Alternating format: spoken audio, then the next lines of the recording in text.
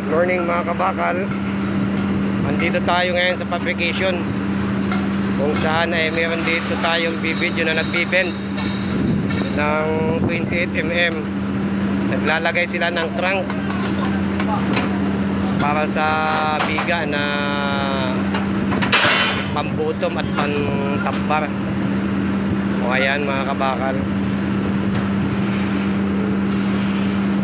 dito ginagawa yung mga balanse na wala sa order para punuan yung mga balanse na bakal.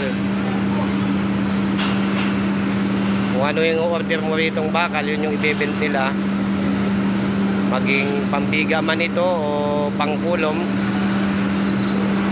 Bibigay mo lang yung sukat dito sa kanila, sa litman nila, para gawin. Kasi hindi lahat ng delivery ay tumama doon sa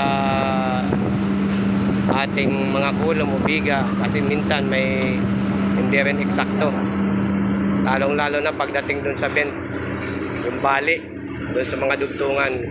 Kaya nagkakaroon ng revise doon sa bakal, papalitan.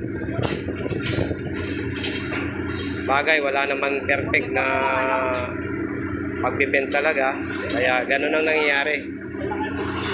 Kung kailangan ng gumawa dito, yon o-order mo sa kanila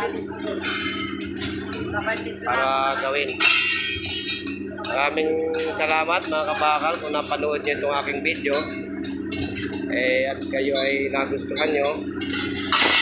Support naman sa aking YouTube channel. Maraming salamat.